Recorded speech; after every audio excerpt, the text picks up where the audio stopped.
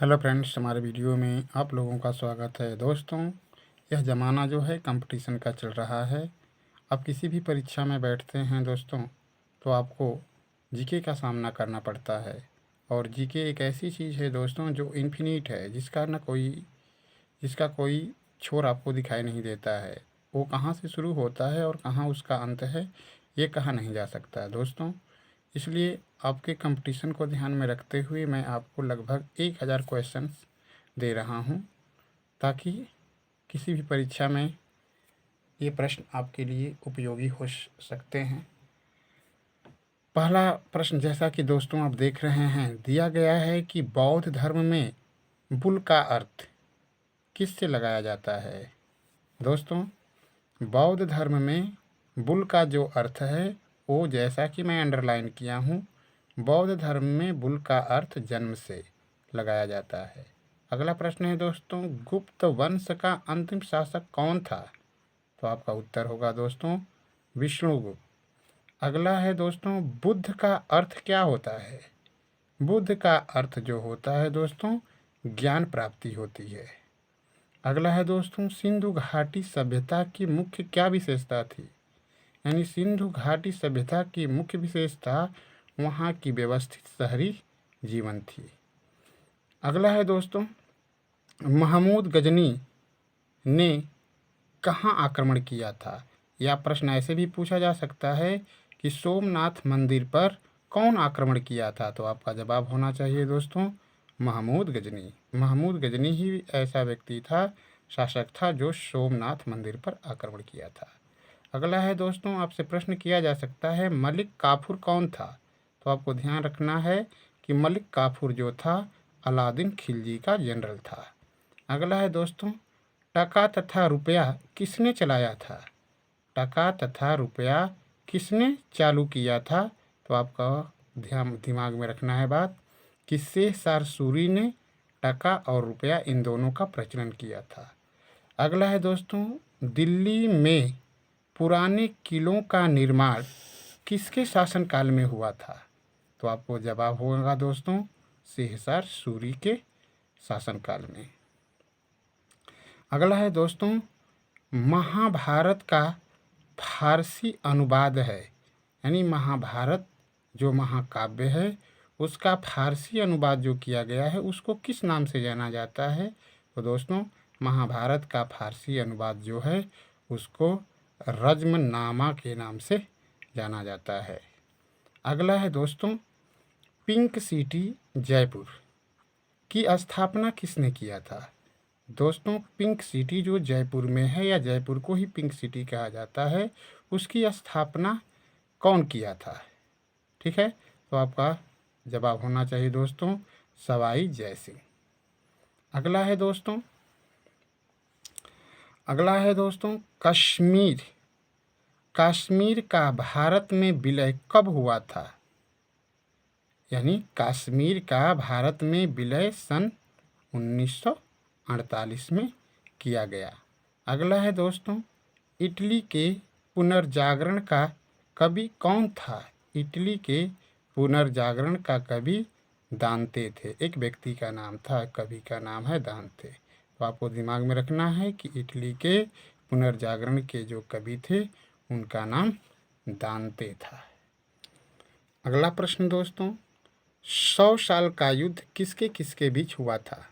तो आपको ख्याल करना है दोस्तों, 100 साल का जो युद्ध है फ्रांस तथा इंग्लैंड के बीच लड़ा गया था। अगला है दोस्तों, हिटलर को किसकी उपाधि दी जाती है। तो आपको ध्यान देना है, हिटलर को फीवरेर की उपाधि दी गई थी। अगला है दोस्तों, सरकार क्या है। सरकार जो है राज्य की एक एजेंसी को कहा जाता है। अगला है दोस्तों, भारतीय संविधान में कितने मौलिक अधिकार हैं। दोस्तों, भारतीय संविधान में कुल 11 मौलिक अधिकार हैं। अगला है दोस्तों, ब्रिटिश पार्लियामेंट को क्या कहते हैं। तो ब्रिटिश जो पार्लियामेंट है उसको संसदों की माँ या जननी कहा जाता है। अगला है दोस्तों, संसद के चुनावों में मत देने का अधिकार क्या कहलाता है। संसद में संसद के चुनावों में मत देने का जो अधिकार होता है वह एक संवैधानिक अधिकार है। अगला है दोस्तों, भारत का पहला उप प्रधानमंत्री कौन था? तो वल्लभ भाई पटेल थे। अगला प्रश्न है दोस्तों, लोकटक। लोकटक क्या है? तो दोस्तों ख्याल कर लेना है, लोकटक एक झील है। अगला है दोस्तों, पृथ्वी के पृष्ठ स्थल का कितना भाग रेगिस्तान है? तो दोस्तों ख्याल कर लेना है, पृथ्वी के पृष्ठ स्थल का 1/3 यानी 1/3 जो भाग है वो रेगिस्तान है। अगला है दोस्तों, विश्व की सबसे बड़ी खाई कौन सी है? तो विश्व की सबसे बड़ी खाई जो है दोस्तों वो मैक्सिको है। अगला है दोस्तों, सबसे सघन जनसंख्या वाला देश कौन सा है? सबसे सघन जनसंख्या वाला जो देश है वह जो है बांग्लादेश है। अगला प्रश्न आपका दोस्तों बहुत ही अच्छा प्रश्न, गेहूं किस तरह की फसल है? तो दोस्तों ख्याल कर लेना है, गेहूं जो है वह रबी की फसल है। अगला है दोस्तों, केप कोड कहाँ स्थित है? केप कोड दोस्तों ये फ्लोरिडा में स्थित है। अगला है दोस्तों, अगला प्रश्न, जैसा कि आप देख रहे हैं दिया गया है कि ब्रह्मपुत्र की सहायक नदी है। ब्रह्मपुत्र की सहायक नदी कौन सी है? तो आपको दिमाग में रखना है कि ब्रह्मपुत्र की सहायक नदी जो है वह मानस है। नेक्स्ट क्वेश्चन दोस्तों, भारत का सबसे बड़ा क्षेत्रफल संघ राज्य क्षेत्र कौन सा है? ध्यान से देखें प्रश्न को, भारत का सबसे बड़ा क्षेत्रफल संघ राज्य क्षेत्र, तो आपको दिमाग में रखना है दोस्तों अंडमान निकोबार द्वीप समूह है। अगला है दोस्तों, भारी वर्षा के कारण, अगला प्रश्न जैसा कि आप देख रहे होंगे स्क्रीन पे, भारी वर्षा के कारण मेघालय में मकानों की छत जो है किस आकार की बनती है? तो भारी वर्षा होने के कारण मेघालय के मकानों की जो छतें होती हैं वह शंक्वाकार यानी शंकु के आकार की बनाई जाती है। ठीक है दोस्तों, नेक्स्ट क्वेश्चन, अगला प्रश्न है दोस्तों, मानव पशु विहार कहाँ स्थित है? तो आपको ख्याल कर लेना है, मानव पशु विहार जो है वह असम राज्य में स्थित है। भारत की सूचना प्रौद्योगिकी राजधानी कौन सी है? बेंगलुरु है। अगला है दोस्तों, जामनगर तेल शोधक कारखाना किस राज्य में स्थित है? तो ख्याल कर लेना है दोस्तों, जामनगर तेल शोध कारखाना भारत के गुजरात राज्य में क्या है दोस्तों स्थित है। अगला है, पीली क्रांति शब्द किससे संबंधित है?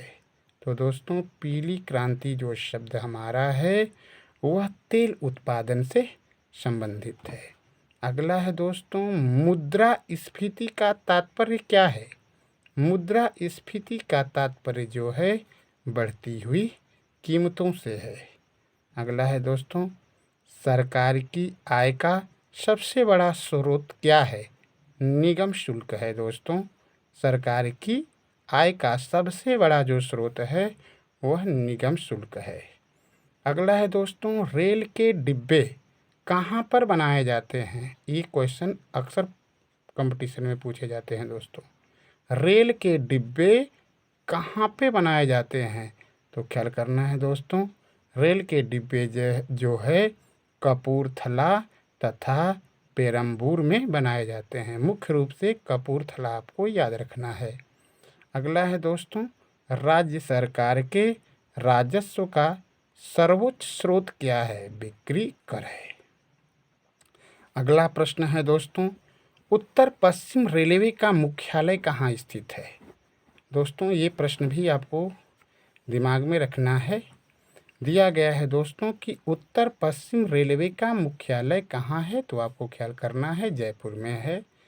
ऊर्जा, अरे सूर्य की जो ऊर्जा है वो उसको कहाँ से मिलती है, जबकि आपको पता है कि सूर्य को ऊर्जा का सबसे बड़ा स्रोत माना जाता है, लेकिन सूर्य पर ऊर्जा होती कहाँ से है, उत्पन्न किसके कारण होती है?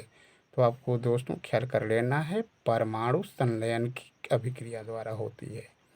अगला है दोस्तों, पृथ्वी को क्या कहा जाता है? तो दोस्तों ख्याल कर लेना है, पृथ्वी को नीला ग्रह कहा जाता है।